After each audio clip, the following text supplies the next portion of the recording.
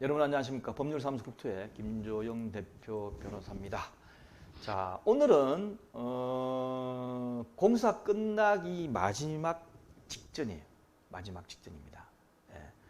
오른쪽에 지금 나와 있는데 동영상 강의 수료증을 공짜로 드리니까 꼭 보시고, 그 다음에 오늘 마지막 전에 뭐라고 되어 있냐면 준공인가전 사전점검하고 분쟁이 생겼을 때 대한상사중재원으로 분쟁을 종결하도록 계약서에 되어 있는 경우가 있고, 그리고 서울시가 택도 없이 이걸 갖다가 써놨습니다.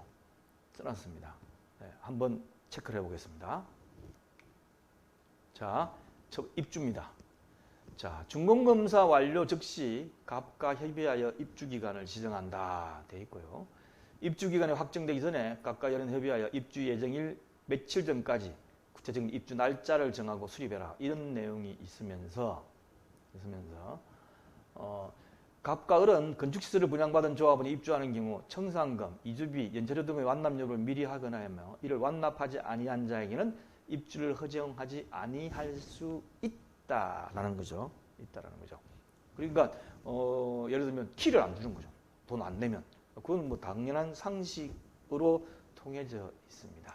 그런데 입주자 사전점검을 미리 받고 그 다음에 준공인가를 받도록 되어 있는 경우가 대부분인데, 이 입주자 사전점검 때 그냥 가서 뚫레 보시지 말고 반드시 사전점검 때 잘못되어 있는 부분, 미비되어 있는 부분이 눈에 띕니다.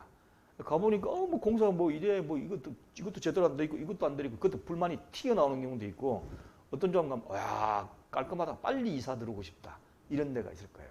그래서 마지막에 제가 이 조문을 뭐라 하냐면, 을은 준공인가 전 갑과 협의하여 반드시 입주자 사전점검을 받아야 하며 그 기간은 10일로 정하여 입주자 사전점검을 받도록 한다. 이때 입주자가 지적한 공사 미완료 부분, 하자 부분 등에 대하여는 잔여공사 또는 하자 보수를 한 뒤에 준공인가를 받아야 된다라고 미리 조문에 넣어 놓으면 굉장히 조합 측에 유리합니다. 입주자 사전점검 때 그냥 조그마한 부분만 많이 튀어나오면 이걸 근거로 해가지고 관할관청에다가 준공인가 내주지 마라. 이렇게 많은 공사가 들됐는데 해가지고 바로 브레이크를 걸 수 있고, 관할관청 그러면 거의 안 내줍니다. 그러면 밤을 새서라도 그걸 고쳐줘요.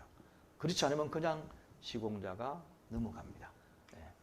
자, 그 다음에 하자 및 관리인데, 이거는 일반적인 얘기 똑같아요. 뭐 하자가 생기면은 하자 보수를 해준다는 것은 당연한 일이기 때문에 꼭 이 조문 아니더라도 민법상 다른 법률에 의해 가지고 충분히 가능하도록 되어 있습니다. 그 다음에 이제 분쟁 및 소송인데요. 중간에 이 공사계약에 기해 분쟁이 생기든 끝나고 생길 수 있는데, 서울시에서 어떻게 써놨냐면, 본 계약에 관하여 분쟁이 발생하는 경우 갑과 을이 협의하여 해결하되 쌍방 간의 원만히 해결이 되지 않을 경우 관할자치구 도시분쟁조정위원회에 분쟁의 조정을 의뢰할 수 있다. 하지 마십시오. 해봤자 서로 접근도 안 되고 시간만 손해입니다. 자치구청의 도시분쟁조정위원회, 제가 보기엔 별로 해결할 수 없고, 제가 보기엔 법원의 조정도 건축분쟁조정위원회를 가보면 저는 열받아 봅니다. 원고 피고 쌍방 변호사가 다 열받고 의뢰인도 다 열받고 와요.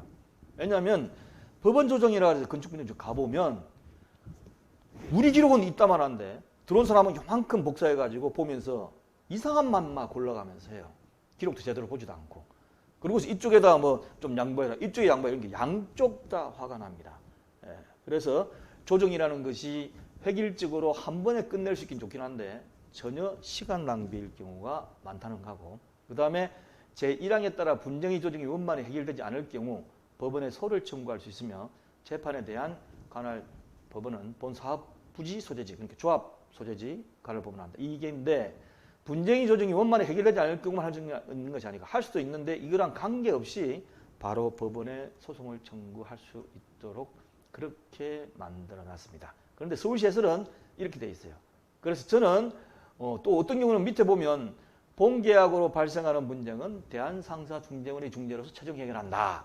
이 경우 법원의 확정 판결 같은 걸 가진다 해가지고 상사중재위원으로 가도록 돼 있는 경우도 있어요. 저는 도시분쟁조정위원회 죄송하지만 못 믿겠습니다. 대한상사조정위원회 해봤습니다. 못 믿겠습니다. 왜냐하면 대한상가주정위원회 가보면 이 또한 마찬가지예요.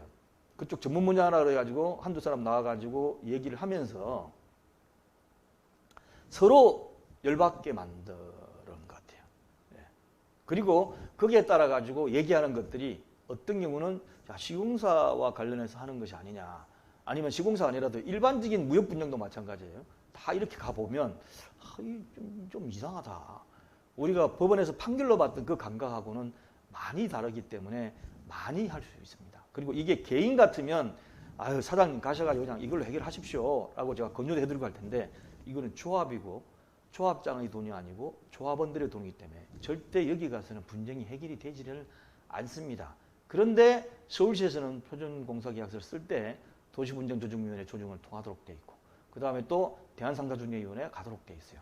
물론 법원에서 이 도시분쟁조정위원회 조정을 가도록 돼 있는 이 문구를 반드시 가야 된다고 해석을 안 합니다. 안 가더라도 바로 소송해서 받아는 줘요. 그런데 최종 해결한다, 상사중재는 이렇게 써놓으면 좀 골치가 아플 수가 있습니다. 그래서 제가 써놓기를 제1항과 무관하게 쌍방은 법원에 소를 제기할 수 있으며 재판에 대한 관할 법원은 본 사업부지 소재리 관할, 이렇게 해가지고 서로 조정을 해보고 안 되면 법원에 갈 수도 있고, 아니면 처음부터 그냥 아예 의가 틀어지면 바로 법원에 소를 갈 수도 있고, 이렇게 만들어놨습니다. 자, 그다음 계약 외의 사항에 관해서는 뭐 별 문제 되는 거 없어요. 뭐 법률에 따른다. 그 다음에 또 어떻게 있죠? 채권양도 부분이 나오는데, 을이 본공사의 이행을 위한 목적 이외의 목적을 위하여 본계약에 따라 발생한 채권, 공사대금 채권을 제3자에게 양도하지 못한다라고 되어 있습니다. 이거는 중요합니다. A라는 회사가 우리 조합의 공사를 맡아가지고 예를 들면 3천억짜리인데 그 중에 한 1,000억 원 정도 공사를 했어. 근데 남아있는 2천억을 다른 사람한테 자기가 채무진 회사가 양도를 해버려요. 그럼 어떻습니까? 돈은 그 제3자가 가져갈 거 아닙니까? 공사는 누가 해요? 우리 시공자가 할 거 아닙니까? 그럼 돈 없이 하는 거잖아요. 결국은 부실공사가 될 수밖에 없습니다. 주로 대기업 같은 경우는 쩔한데 중소기업의 시공사, 건설회사로 내려갈수록 이런 경우가 생길 수가 있어요. 그래서 만약에 채권양도 하면 반드시 통지를 해야 되기 때문에 채권양도 한다고 하면 넌 내가 더 이상 못 맡기겠다. 계약 해지하겠다. 네가 잘못했기 때문에 한 푼도 없이 그냥 너 나가. 이렇게 할 수 있도록 이 조항을 꼭 주시기 바랍니다. 만약 이걸 설거머니 없이려는 회사라면 뭔가 문제가 있는 거죠. 그죠? 그 다음에 이제 입금 개입하지 마라. 다 당연한 겁니다. 청탁하지 말고 입금 개입하지 마라.